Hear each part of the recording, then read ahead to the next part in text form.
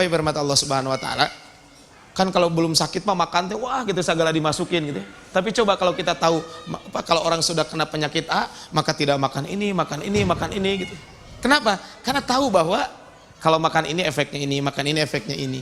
Seperti itu. Nah, termasuk kita juga supaya tidak takabur harus tahu dong bahwa bahaya takabur itu seperti tadi. Yang paling rugi naudzubillah min dzalik adalah kita tidak dimasukkan ke dalam surga Allah Subhanahu wa taala. Ini yang pertama. Yang kedua, supaya kita bisa bisa menghindari yang namanya takabur, sekali-kali coba i'adatul mardha. Jenguk orang-orang sakit. Kemudian yang kedua, ya, jenguk orang-orang sakit maksudnya. Kemudian musyahadatul muhtadhirin. Coba sekali-kali kita lihat atau hadir ketika orang sedang sakaratul maut. Wa ahlul bala. Coba juga kita berkunjung kepada orang-orang yang mendapatkan musibah atau bencana. Wa tasyi'ul janaiz. Ketika ada orang meninggal dunia, coba kita lakukan juga adalah mengantarkan jenazah ke pemakaman. Wa ziyaratul kubur, kemudian kita ziarah kubur. Artinya apa? Artinya kalau lihat dari sini bahwa ya, kenapa kita harus menjenguk orang sakit? Supaya kita tidak sombong. Suatu waktu kalau kita sakit juga butuh orang lain.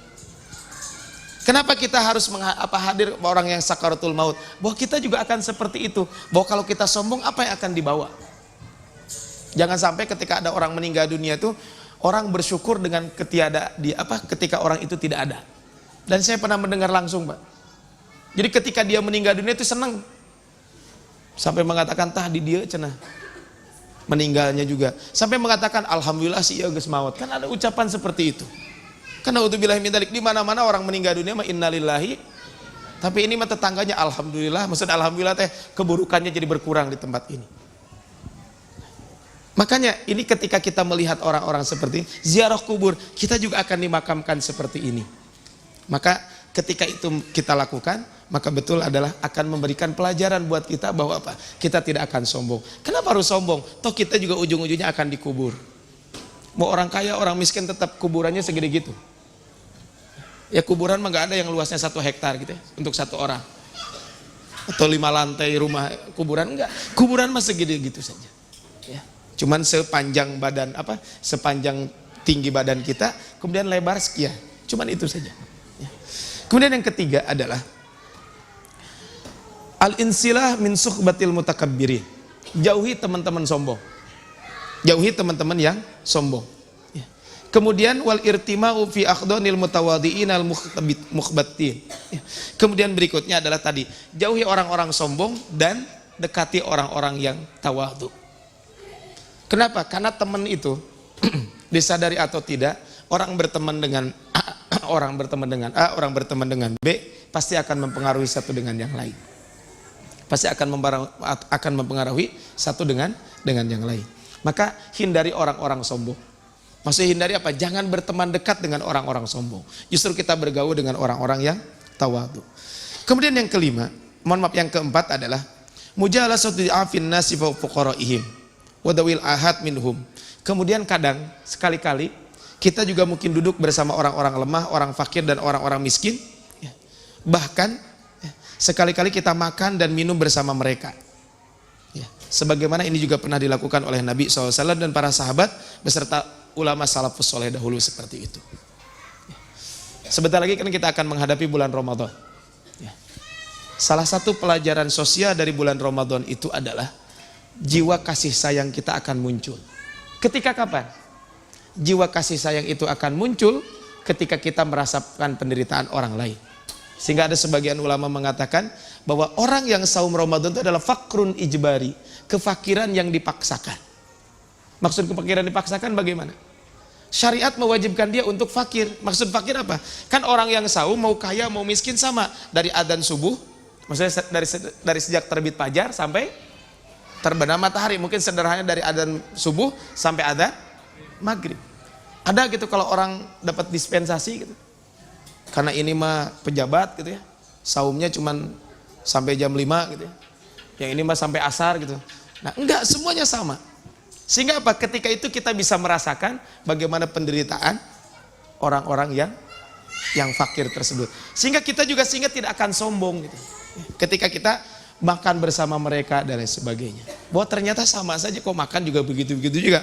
Orang kaya, orang miskin juga sama. Nah, dengan memikirkan dan merenungkan semua itu dengan baik, niscaya akan timbul kesadaran dan isyapan bahwa ia akan tertimpa bahaya besar jika tidak segera bertaubat dan kembali kepada Allah Subhanahu wa taala. Kemudian yang ke-6, yang kelima adalah at-tafakkur fin nafsi wa fil qaul. Hendaklah kita mentafakuri, tafakur, memperhatikan kaitan dengan diri dan alam semesta ini.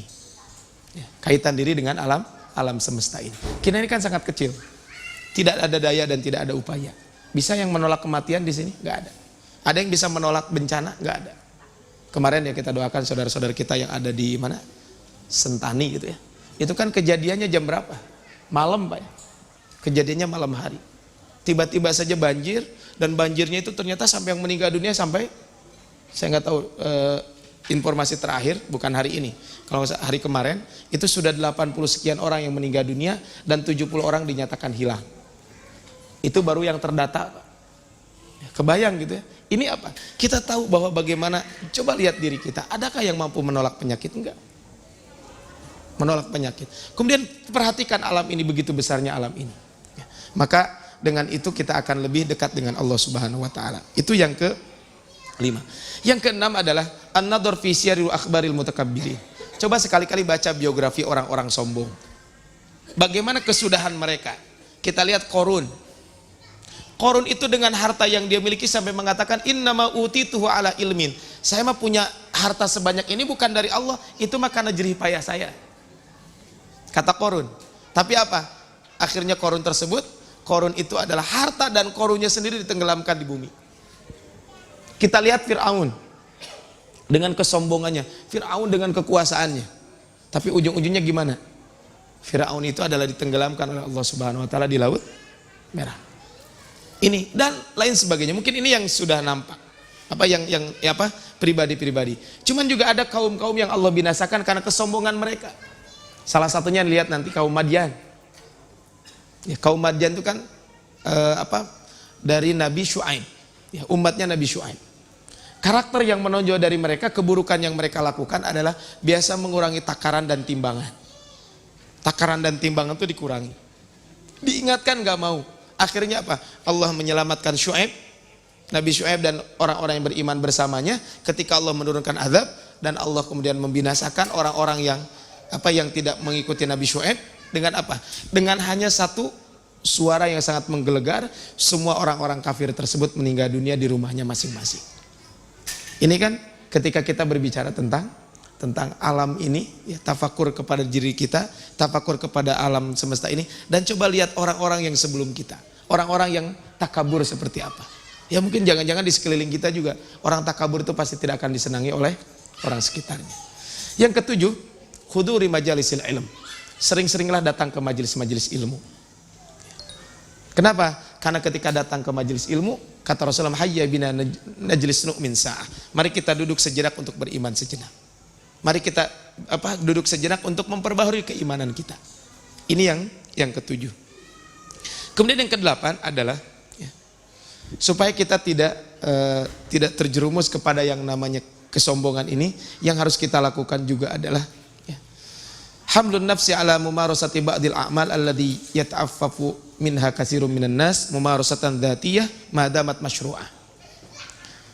Melatih diri melakukan pekerjaan-pekerjaan yang biasa dilakukan orang banyak selama itu dibolehkan secara syariat. Contohnya, orang yang sombong kadang membeli makanan dan minuman sendiri lantas membawanya dan berjalan bersama orang lain. Hal itu perlu sekali tempo dilakukan meskipun dia mempunyai pembantu sebagaimana dilakukan oleh Nabi SAW dan para sahabatnya. Artinya supaya meninggalkan kesombongan itu apa? Hal-hal yang mungkin bisa nyuruh orang lain, coba sekali-kali kita yang melakukan. Walaupun kita bisa nyuruh orang lain gitu. Sehingga nanti akan merasakan, oh iya ya, kenapa kita harus sombong? Toh kita juga seperti ini. Jadi melatih diri kita untuk punya untuk pekerjaan-pekerjaan yang biasa dilakukan oleh orang lain, dan kita juga bisa menyuruh orang lain, tapi kalau bisa kita juga memiliki itu dan sekali-kali kita lakukan itu. Supaya kita juga tidak akan menjadi sombong. Kemudian berikutnya adalah tampakkan nikmat Allah yang berikan kepada kita. Dengan apa? Dengan menampakkan nikmat yang telah Allah berikan kepada kita semuanya. Sehingga apa? Sehingga membuat orang lain juga tidak jadi sombongnya gitu. Kan tadi salah satu yang menyebabkan sombong itu apa? Ketika orang tawadu, orang lain tawadu terlalu berlebihan, akhirnya setan membisikkan kepada orang yang memiliki kelebihan menurut dia, padahal ada orang yang lebih dari dia, dan akhirnya ketika itu dia terjatuh dengan kesombongan tersebut. Kemudian berikutnya adalah tidak kalah pentingnya adalah bahwa at-tadhkir dauman bima'ayirit tafadul wa taqaddum fil Islam.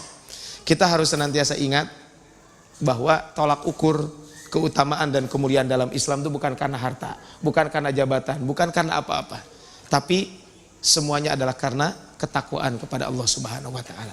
Maka ketika kita senantiasa ingat bahwa tolak ukur seorang bahagia, seorang mulia di sisi Allah itu adalah apa? Karena ketakwaan, bukan karena harta, bukan karena apapun. Tapi yang dia lakukan apa? Tapi dengan ketakwaan tersebut. Sehingga ketika punya harta tidak sombong, ke harta tersebut digunakan untuk melakukan kebaikan. Punya ilmu tidak sombong, ilmu tersebut digunakan untuk melakukan kebaikan. Punya kekuasaan juga tidak sombong, digunakan untuk melakukan kebaikan-kebaikan tersebut.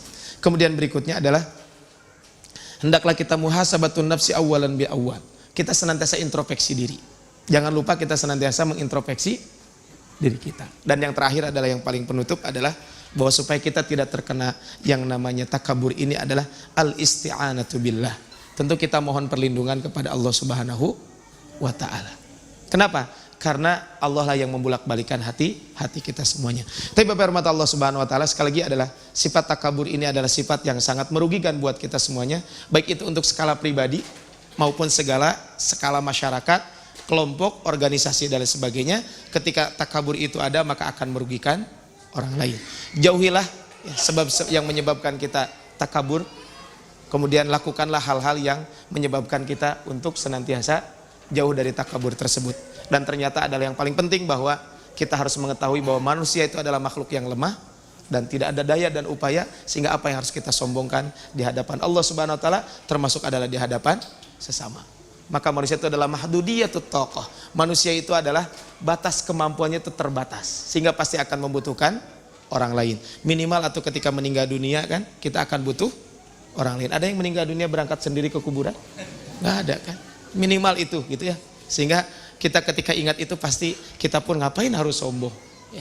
Maka sekali lagi adalah sombong merupakan karakter yang paling menonjol dari iblis, sehingga mereka dijauhkan dari Allah, dari surga Allah Subhanahu wa taala. Jangan sampai sifat sombong itu ada dalam diri kita.